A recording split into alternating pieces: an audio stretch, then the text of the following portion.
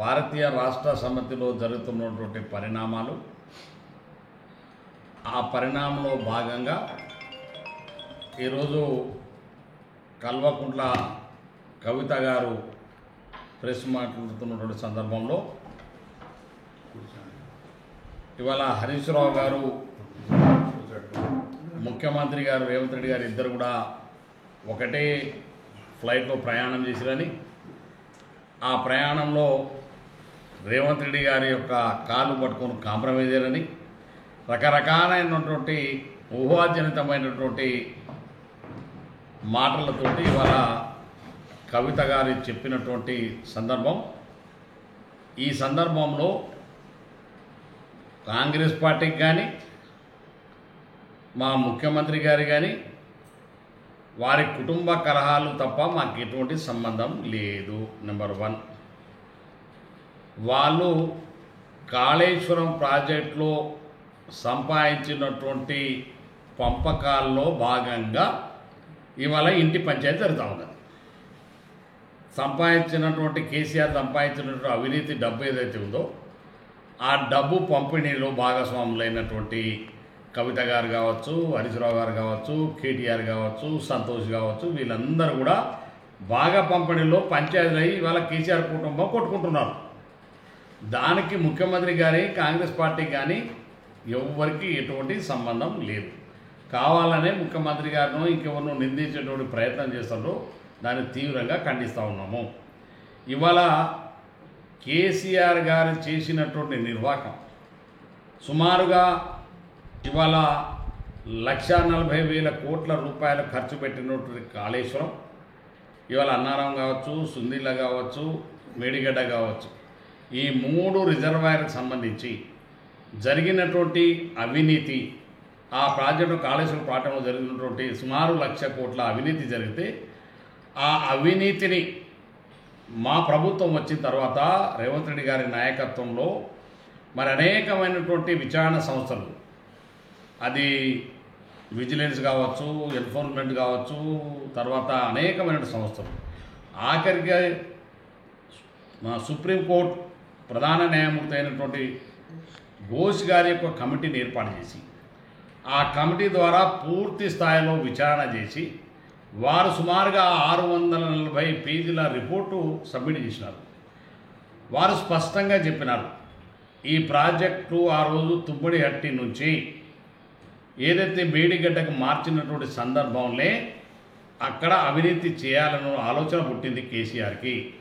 ఎందుకంటే తుమ్మడిహట్టి దగ్గర కడితే ఆ ప్రాజెక్టులో వారికి ఇంత పెద్ద ఎత్తున డబ్బు ఖర్చు పెట్టవలసినటువంటి అవసరం లేదు కాబట్టి ఆ సంపాదన రాదనో దుర్మార్గమైన కుట్రపూరితమైన ఆలోచనతోటి తుమ్మిడిహట్టి నుంచి మేడిగడ్డకు మార్చి, మేడిగడ్డ దగ్గర కాళేశ్వరం ఇవన్నీ ప్రాజెక్టులు కట్టినటువంటి సందర్భంలో సుమారుగా 1,00,000 కోట్ల అవినీతి చేసి, ఈనాడు ప్రభుత్వం స్పష్టంగా చెప్పింది.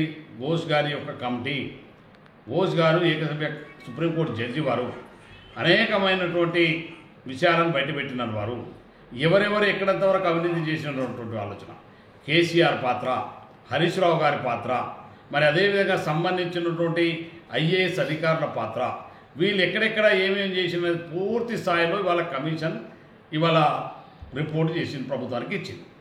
ఆ రిపోర్టుని ప్రభుత్వం చిత్తశుద్ధితోటి, ఏ ప్రభుత్వాలంత చిత్తశుద్ధితోటి ఉండదు. ఇవాళ రేవంత్ రెడ్డి గారికి ఉన్నటువంటి చిత్తశుద్ధి, జరిగిన తెలంగాణ ప్రజల యొక్క దోపిడీ, తెలంగాణ ఏదైతే ఆశతోటి తెలంగాణ తెచ్చుకున్నటువంటి తెలంగాణలో జరిగినటువంటి అవినీతి ఏదైతే ఉందో, మరి రాష్ట్ర ప్రజల సంపాదన కుల్లగొట్టినటువంటి కేసీఆర్ కుటుంబం ఇవాళ జరిగినటువంటి అవినీతి పైన శాసనసభలో ఘోష్ గారు ఇచ్చినటువంటి రిపోర్టుని శాసనసభలో ప్రవేశపెట్టి చర్చ ద్వారా మరి ఇవాళ టీఆర్ఎస్ పార్టీ పారిపోయినది. ఆ సందర్భంలో నేనే సభా వేదిక మీద ఉన్నాను, సభా స్పీకర్ స్థానంలో నేను ఉన్నాను. అక్కడ సందర్భంలో కావాలనే కొన్ని మాటలు మాట్లాడి అవినీతి నుంచి బయటపడాలని తప్పించుకోవాలని ప్రయత్నం చేసినా అది ఎక్కడ సాధ్యం కాలేదు. గౌరవ ముఖ్యమంత్రి గారు, కాంగ్రెస్ పార్టీ ప్రభుత్వం, రేవంత్ రెడ్డి గారి నాయకత్వంలో సిబిఐకి ఎంక్వైరీ విచారణకి ఇచ్చినాము. అత్యున్నతమైనటువంటి న్యాయ ఏదైతే ఎంక్వైరీ సంస్థ ఉందో సిబిఐకి కాళేశ్వరం సంబంధించినటువంటి ఈ అవినీతి పైన పూర్తి విచారణ చేయమని చెప్పేసి ప్రభుత్వం సిబిఐకి తీర్మానం చేసి చట్టపరమైనటువంటి మరి లేఖను కూడా రాయడం జరిగింది. ఈ సిబిఐ విచారణలో కేసీఆర్ పాత్ర ఏంది, కేటీఆర్ పాత్ర ఏంది, హరీష్ రావు పాత్ర ఏంది, అధికారుల పాత్ర ఏంది అన్నీ కూడా బయటకు వస్తాయి.